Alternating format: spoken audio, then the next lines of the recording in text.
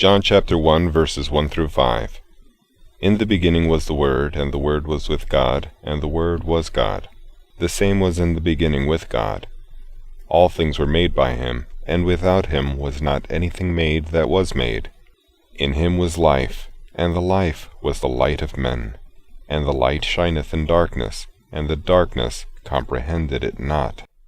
These wonderful verses appear to contain much in them, without controversy, which is above our reason, but there is nothing contrary to it.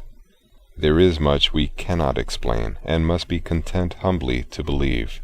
Let us, however, never forget that there are plain practical consequences flowing from the passage which we can never grasp too firmly or know too well. Would we know, for one thing, the exceeding sinfulness of sin, let us often read these first 5 verses of St. John's Gospel. Let us mark what kind of being the Redeemer of mankind must needs be, in order to provide eternal redemption for sinners. If no one less than the eternal God, the Creator and Preserver of all things, could take away the sin of the world, sin must be a far more abominable thing in the sight of God than most men suppose. The right measure of sin's sinfulness is the dignity of him who came into the world to save sinners. If Christ is so great, then sin must indeed be sinful.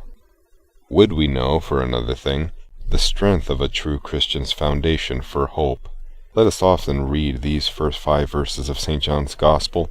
Let us mark that the Savior in whom the believer is bid to trust is nothing less than the eternal God, one able to save to the uttermost all that come to the Father by him.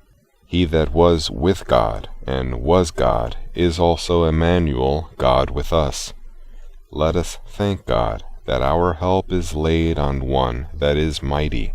Psalm chapter 89, verse 19. In ourselves we are great sinners, but in Jesus Christ we have a great Savior. He is a strong foundation stone, able to bear the weight of the world's sin. He that believeth on him shall not be confounded. 1 Peter chapter 2, verse 6. For meditation.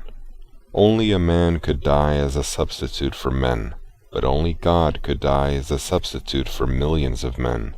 Therefore Christ as God and man is the very Savior we need.